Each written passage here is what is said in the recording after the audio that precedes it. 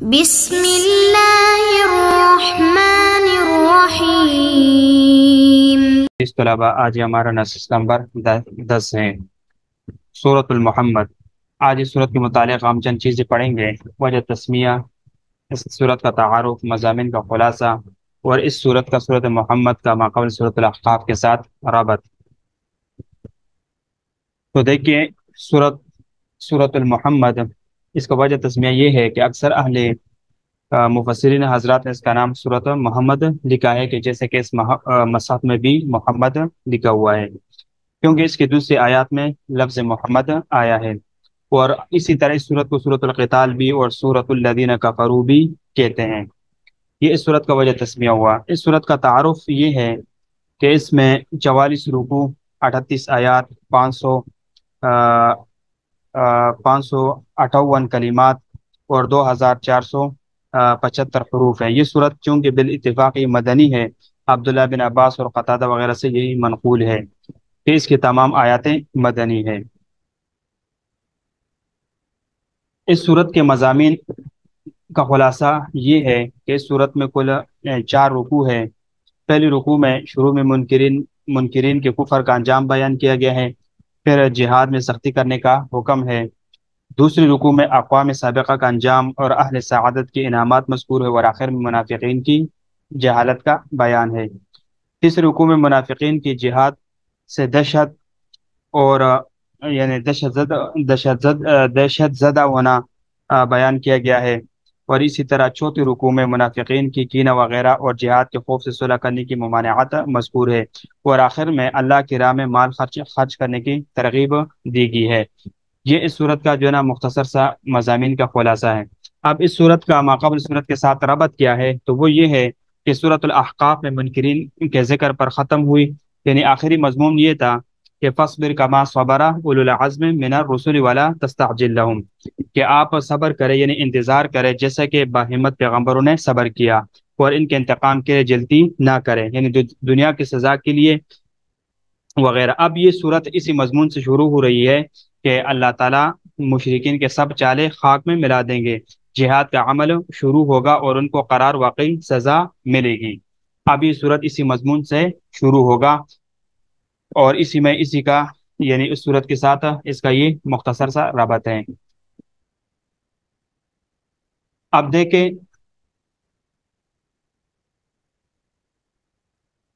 بسم اللہ الرحمن الرحیم۔ الذين كفروا وصدوا عن سبيل الله أضل أعمالهم والذين آمنوا وعملوا الصالحات وآمنوا بما نزل على محمد وهو الحق من ربهم كفر عنهم سيئات وأصلح بالهم ذلك بأن الذين كفروا اتبعوا الباطل وأن الذين آمنوا اتبعوا الحق من ربهم كذلك يضرب الله للناس أمثالهم۔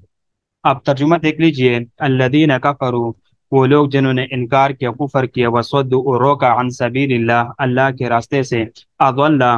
اعمالہم تو کھو دیا اللہ نے ان کے کام کو، ان کے اعمال کو۔ والذین آمنوا اور جن لوگوں نے ایمان لایا، وعملوا الصالحات اور کیے انہوں نے نیک کام، وآمنوا اور مان لیا انہوں نے یعنی ایمان لایا اس کو جو نزل اتارا گیا، علی محمد محمد صلی اللہ علیہ وسلم پر، وہو الحق اور اس حال میں کہ وہ حق ہے، میں ربہم ان کی رب کی طرف سے، کفرا مٹائے اللہ نے، عنہم ان سے، سیئات ان کی برائیاں، واصلح اور درست کر دیا، بالم ان کے احوال کو، ذالک یہ اس لیے کہ بان الذین اس وجہ سے کہ جنہوں نے کفروا نہیں مانا، اتبعوا الحق اتبعوا الباطل پیروی کی انہوں نے بے بنیاد باتوں کی، وان الذین اور اس وجہ سے کہ جنہوں نے ایمان لایا، آمنوا اتبعوا الحق انہوں نے پیروی کی برحق بات کی، حق کی، میں ربہم جو ان کے رب کی طرف سے ہے، کذالک اسی طرح، یضرب اللہ اور اللہ تعالیٰ بیان کرتے ہیں، للناس لوگوں کے لیے، امثال اور مثالیں وغیرہ۔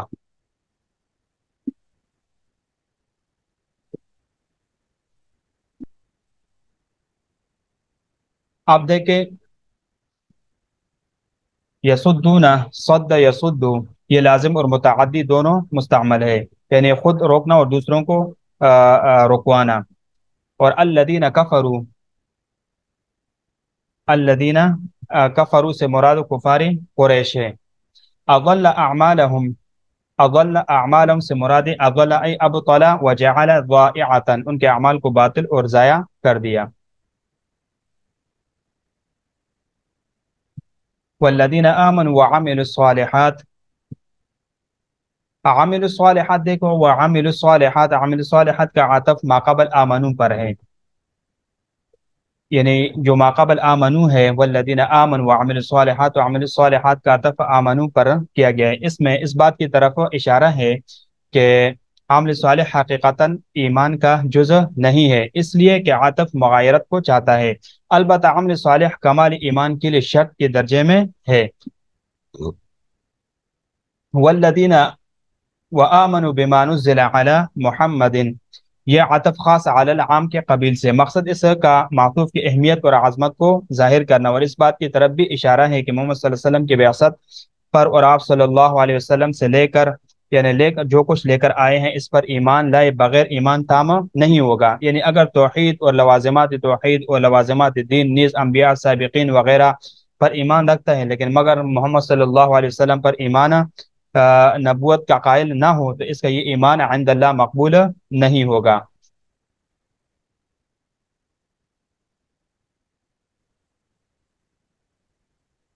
اب دیکھو والذین آمنوا، یہ کیا ہے؟ یہ مبتدا ہے، اور کفر عنہم، یہ جو کفر عنہم یہ اس کی خبر ہے، یہ کفر عنہم سیئاتہم یہ اس کی خبر ہے، اور ما قبل وہو الحق، یہ وہو الحق من ربہم، یہ بیچ میں یہ جملہ معترضہ ہے مبتدا خبر کے درمیان۔ ذالک مبتدا ہے، اور بأن الذین کفروا مبتدا کی خبر ہے، بأن الذین کفروا یہ اس مبتدا کی خبر ہے۔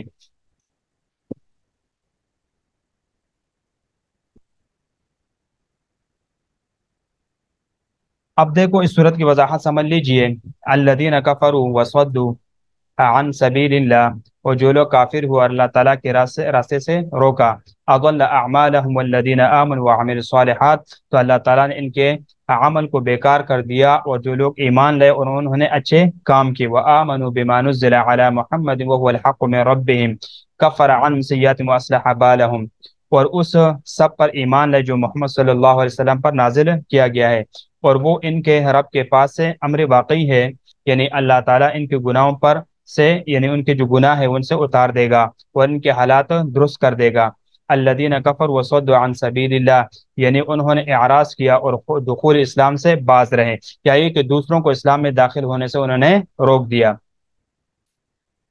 صد عنہم یصد صدودن کا معنی اعراض کرنا، وصد عن الامر صدن کا معنی منع کرنا، اور اس سے پیر دینا آتا ہے۔ کفار قریش بدر کے دن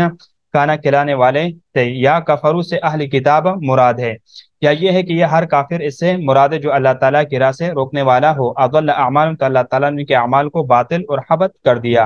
اور اس کی حقیقت اس طرح ہے کہ ان کے اعمال کو گمشدہ اور ضائع قرار دیا، ان میں قبولیت اور ثواب نہیں ہے، جیسے کہ گمشدہ اونٹ وغیرہ جو ہوتا ہے، کوئی چیز جو بے فائدہ ہوتا ہے، اعمال سے مراد وہ اعمال جو حالات کفر میں وہ صلہ رحمی ہے، اطعام مسافرین اور مسجد وغیرہ کو، مسجد حرام وغیرہ کو تعمیر کرنا، یا وہ جو رسول اللہ صلی اللہ علیہ وسلم کے خلاف تدابیر اختیار کیے تو وہ اللہ تعالیٰ کی راہ میں رکاوٹیں ڈالے وغیرہ وغیرہ۔ آمنو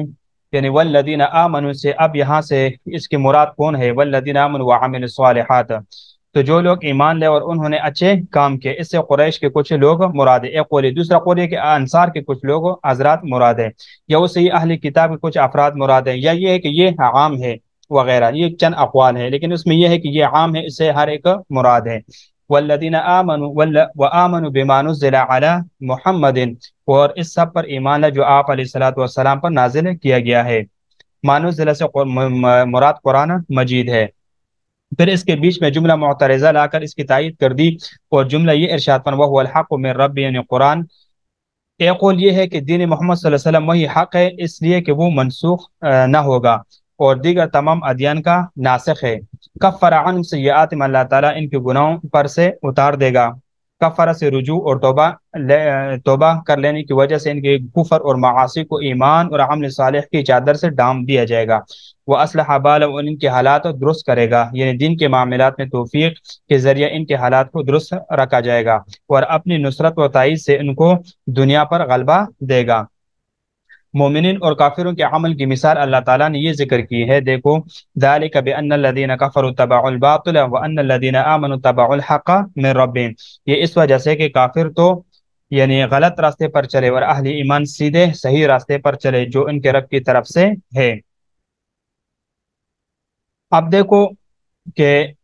یعنی ایک فریق کے اعمال بیکار کے اور دوسرے فریق کے سیئات کو مٹا دیا گیا،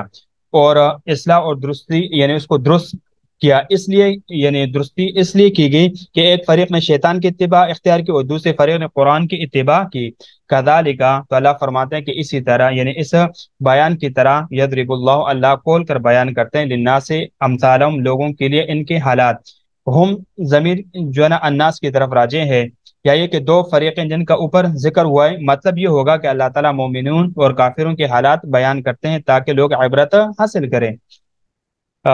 یہ بھی ہے کہ اللہ تعالیٰ نے اتباع باطل کو کافروں کے عمل کی مثال کے طور پر ذکر فرمایا اور اتباع حق کو مومنین کے عمل کی مثال کے طور پر ذکر فرمایا،